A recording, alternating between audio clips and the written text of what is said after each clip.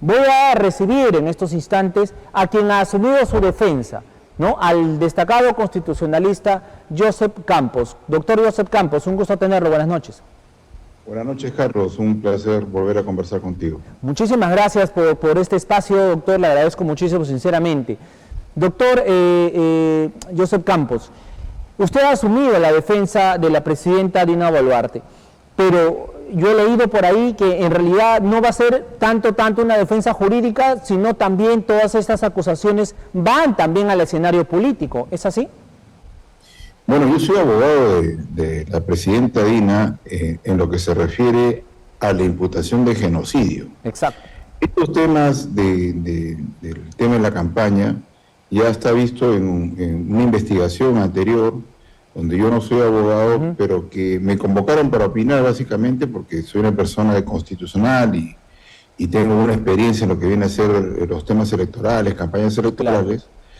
Y creo que el problema que se le imputa a Dina Boluarte en ese caso no tiene ningún tipo de asidero, salvo que se desconozca lo que representan los esfuerzos en una campaña electoral.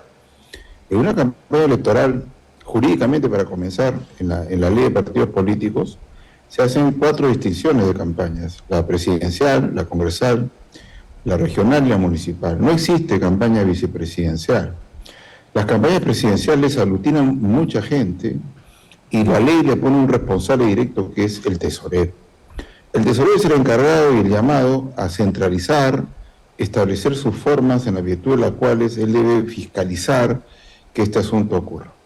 Y lo que queda claro, como bien tú lo has señalado, que se acerca al entorno de Dina Boluarte tanto Henry Shimabukuro a propósito de Maritza Sánchez, que también, por el dicho de la misma Maritza Sánchez, fue una instrucción de Pedro Castillo quien la puso a su lado.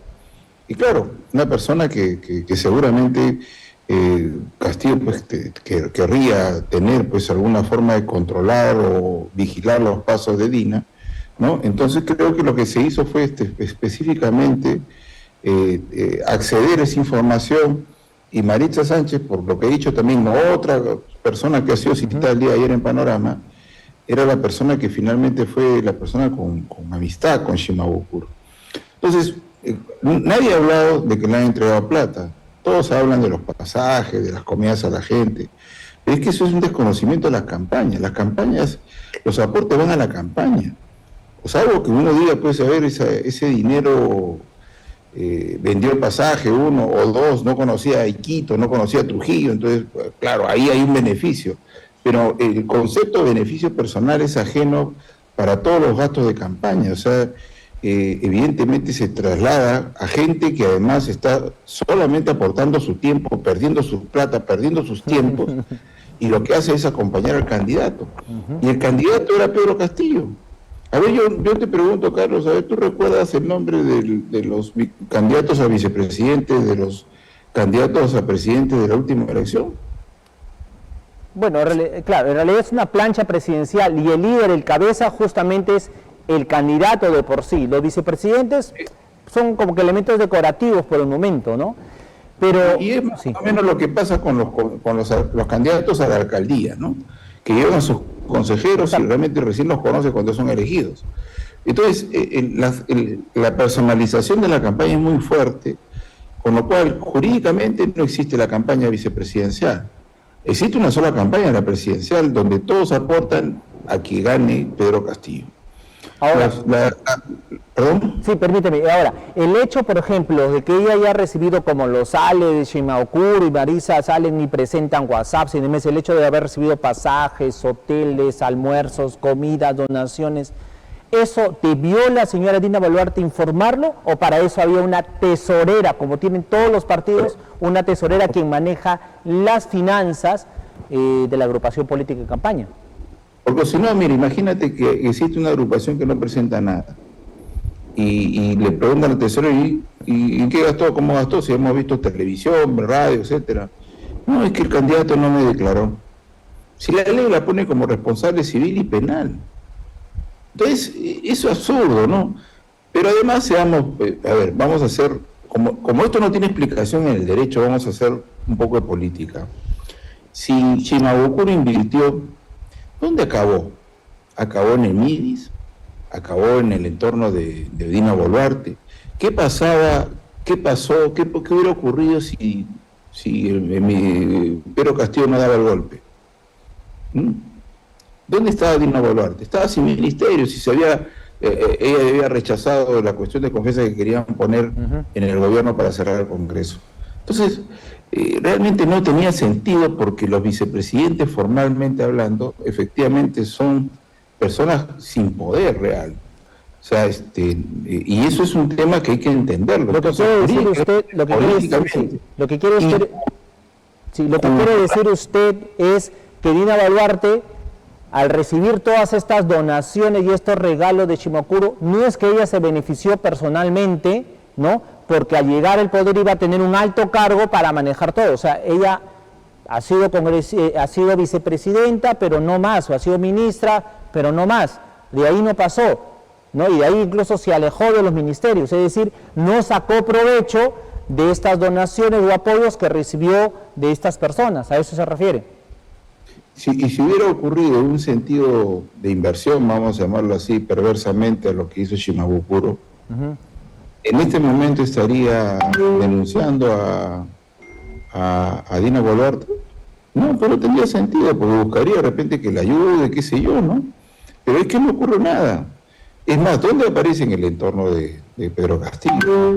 Entonces ahí se comienza a tener algún tipo de sentido todo esto. Entonces, yo creo que en realidad lo que más me preocupa de todo esto, y es la misma causa que me ha llevado a la defensa donde sí soy el abogado, es que estamos viviendo momentos de ansiedad, de crisis, ¿no? O sea, todos queremos llevar a una crisis. Lo que es peor es que esta crisis creada en este momento, ¿quién lo crea? Los operadores de Castillo, sin duda. O sea, claro, o sea, ya las marchas cesaron, salvo Puno, que tiene su propia dinámica y que tiene derecho a protestar en la forma como lo está haciendo, de repente hay su paralización, pero el norte está afectado por una crisis, entonces ya nadie habla de este asunto. Entonces, creo que evidentemente políticamente esto no puede quedar así, entonces lo que se crea es una crisis para lograr el mismo objetivo que tenían las marchas, que salga Dina Boluarte. Y ese no es el camino de la Constitución. Sácala por alguna razón válida. Por eso es que yo rechazo o me preocupo por lo que hace el Ministerio Público. El Ministerio Público no puede inmediatamente reaccionar sin reflexión frente a lo que publica un medio de comunicación. Ellos hacen la tarea técnica. O si no, pues mira, que pongan no sé, pues con mucho respeto, por cierto, ¿no? A César Hildebrand de Magistrado de la Suprema, ¿no? A Carlos Urcia es que así, no puede ser, pues no puede ser, no tiene sentido. La prensa hace su trabajo denunciando la situación, pero el Ministerio Público es el llamado a establecer y decir, esto pasa, esto no pasa. En realidad no existe esa campaña vicepresidencial, hay que tener ciertamente algún tipo de coherencia entre lo que representa el mandato constitucional de ser el titular de la acción penal, porque no sería titular de la acción penal si finalmente lo único que hace es trasladar la denuncia periodística. Y yo me preocupo por algunos sectores de la prensa, porque al final de cuentas pareciera de que hay en algunos reporteros pareciera de que le entra un ataque, un pánico, si es que no tiene algo que presentar el fin de semana. Cuando en realidad, si es que no ocurriera eso, es un síntoma de desarrollo para el país, porque ya basta, todo el tiempo estamos en un señalamiento de crisis, ¿no? Ahora, la presidenta Dina Boluarte ha manifestado que todavía el expresidente Castillo está manejando a todos sus operadores, o sea, esta red corrupta que todavía está libre. Y uno de ellos es, para muchos, Henry Shimabukuro y la señora Maritza Sánchez, que podrían ser todavía estos alfiles para desestabilizar al régimen. Ya pasó la crisis, las protestas, la conflictividad social, pasó esto. Ahora, a seguir debilitando con estas acusaciones. Cuando bien dice usted, el norte está siendo devastado por estas torrenciales lluvias, ¿no? Entonces, ¿continúa todavía Pedro Castillo con sus tentáculos moviendo todo esto? Yo creo que sí, porque además creo que si no lo hiciera estaría... O sea, él tiene derecho a hacer todo aquello que eventualmente pueda contribuir a su libertad. El problema no es él, el problema son los entornos, la prensa, el Ministerio Público que pueda hacer eco de esta jugada. Porque imaginemos, o sea, estamos entrando a una posibilidad teórica de crisis, porque habla Shimabukuro, que era el hombre que manejaba la inteligencia en el gabinete paralelo, y de Marisa Sánchez, que ella misma ha dicho que quien la puso al lado de Dina fue Pedro Castillo. Yo no entiendo por qué eventualmente no tenemos siquiera algún tipo de serenidad para por lo menos revisar lo que dice, tratar de averiguar, ¿no?, qué pasó, y no establecer como cierto algunas cosas. A ver, mira, acá está la foto, ella nunca lo negó. Nunca negó que conocía a Shimabukuro. No, lo que pasa es que, claro, ella niega que le haya dado dinero, y Shimabukuro no ha dicho que le ha dado dinero. Ella niega que eventualmente haya sido su amigo. O sea, acá están dos llamadas, una de 3 minutos y una de 40 segundos, y con eso dice, no, sí, pues sí se conocían, eran amigos. Correcto, correcto. Y es absurdo. Para concluir, tenemos entonces todo este andamiaje que se está conformando en torno a Shimabukuro, Marisa Sánchez en contra de Dina Boluarte, pero mañana también se ve desde el Congreso de la República la otra arista, ¿no? El hecho de que intentar una vacancia, ¿no?, contra la presidenta, esta vez desde el Parlamento. Entonces, reitero, las piezas están ahí todavía de Castillo moviéndose, ¿no? Y esperemos que más bien, a ver, nuevamente, lo que le quiero decir lo que le he dicho al Ministerio Público, se lo quiero decir al Congreso. En realidad, los proyectos autoritarios destacan porque tienen capacidad de organizarse, ¿no? Son más organizados que los movimientos democráticos. Y es por eso que tienen algún tipo de fuerza. Entonces, ellos no se dejan en los objetivos. ¿Cuál es el objetivo inicial? El objetivo por el cual, por ejemplo, en este momento Puno está paralizado. Quieren que renuncie Dina Boluarte. Y se ha instalado una posverdad, donde esa posverdad es usurpadora, es traidora, le han dado un golpe de Estado a Castillo, toda esa posverdad, que es mentira, por cierto, pero existe. Entonces, esperemos que más bien, frente a estos reportajes que salen, además, yo alguno de ellos, por ejemplo, el del Panorama, yo lo utilizaría para descargo, en vez de para que me sienta afectado. Todos esos reportajes deben servir para, no sé, establecer, dialogar, conversar, debatir, investigar, y después accionar. Lo que no puede ocurrir es que sea al revés. Es como el caso que yo estoy defendiendo. Yo, por ejemplo, digo, no existe forma alguna para encasillar la figura que se le atribuye por las muertes que han ocurrido de genocida. Es un problema la muerte, pero todos lo lamentamos.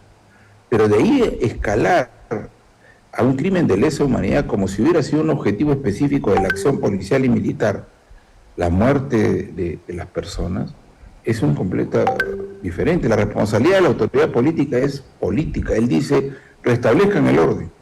El jefe técnico de la policía es el que dice, hagamos esto de esta manera, etcétera. Por aquí se pone un rochabó, por acá se pone 100 personas, etcétera, etcétera. Y luego son las situaciones específicas donde se desarrollan las desgraciadas acciones de muerte las que definen la responsabilidad. ¿Hubo o no responsabilidad de quién? ¿Del policía?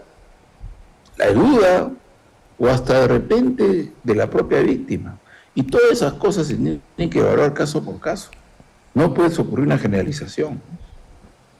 Correcto. Doctor Joseph Campos, le agradezco muchísimo, como siempre, por atendernos y recibir, acceder a esta conversación. Nosotros siempre tenemos una relación. Usted es un destacado constitucionalista, ahora le toca ser el abogado de la presidenta Dina Boluarte. Y nada, pues veremos en qué concluye todo este proceso. Pero reiteramos, acá también hay intereses ocultos, ¿no? Y otros no tan ocultos, ojo, de seguir desestabilizando el gobierno, ¿no? Desde varios puntos y desde varias trincheras. Veremos qué pasa. Doctor Joseph Campos, siempre agradecido por atendernos. Un abrazo fuerte. Gracias Carlos, buenas noches. Hasta luego. Un abrazo fuerte. Doctor Joseph Campos, reiteramos, abogado de la presidenta Dina Boluarte.